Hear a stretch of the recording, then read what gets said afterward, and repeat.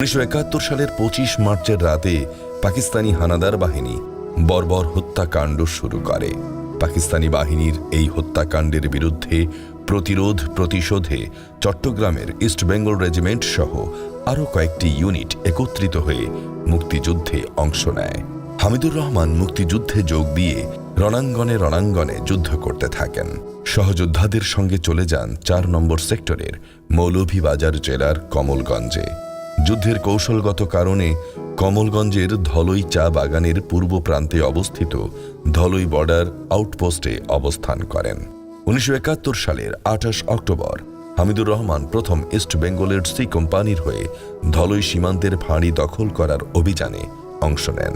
ভোর 4টায় মুক্তিবাহিনী লক্ষ্যস্থলের কাছে অবস্থান নেয়। সামনে 2 প্লাটুন ও পেছনে 1 প্লাটুন সৈন্য অবস্থান নিয়ে অগ্রসর হতে থাকে হানাদার বাহিনীর অভিমুখে।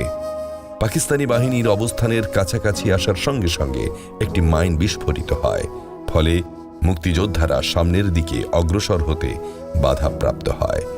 এরপর অনেক কৌশলে সীমান্ত ফাঁড়ির খুব কাছে পৌঁছে যায় মুক্তিযোদ্ধারা, কিন্তু ফাঁড়ির দক্ষিণ পশ্চিম প্রান্ত হতে পাকিস্তানি সেনাবাহিনীর মেশিন গানের গুলিবর্ষণের জন্য অগ্রসর হতে জীবনের ঝুঁকি হয়ে পড়ে।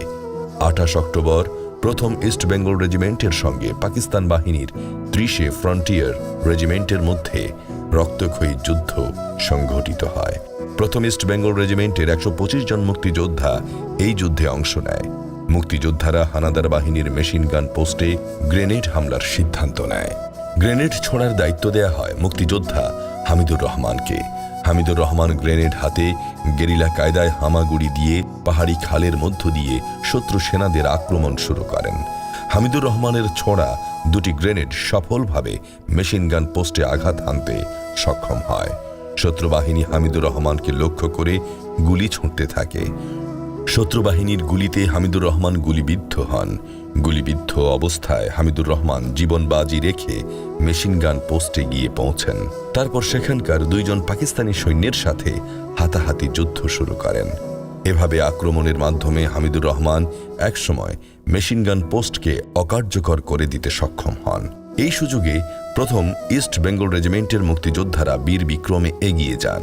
হানাদার বাহিনীকে পরাস্ত করে সীমানা ফাঁড়িটি দখল করতে সক্ষম হন, কিন্তু হামিদুর রহমান শত্রুর গুলিতে মৃত্যুর কোলে ঢলে পড়েন। ফাঁড়ি দখলের পরে মুক্তিযোদ্ধারা শহীদ হামিদুর রহমানের লাশ উদ্ধার করেন। তারপর হামিদুর রহমানের মৃতদেহ সীমান্তের অল্প দূরে ভারতীয় ভূখণ্ডে ত্রিপুরা রাজ্যের হাতিমের ছড়া গ্রামের এক পরিবারের পারিবারিক কবরস্থানে দাফন করেন। নিচু স্থানে অবস্থিত কবরটি একসময় পানিতে তলিয়ে যায়। 2007 সালের 27 অক্টোবর তত্ত্বাবধায়ক সরকার হামিদুর রহমানের দেহাবশেষ বাংলাদেশে ফিরিয়ে আনার সিদ্ধান্ত নেয়। 2007 সালের 10 ডিসেম্বর বাংলাদেশ রাইফেলসের একটি দল ত্রিপুরা সীমান্তে হামিদুর রহমানের দেহাবশেষ গ্রহণ করে। তারপর বীর শহীদ হামিদুর রহমানের দেহাবশেষ যথাযোগ্য মর্যাদার সঙ্গে কুমিল্লার বিবিরহাট সীমান্ত দিয়ে বাংলাদেশে নিয়ে আসা হয়।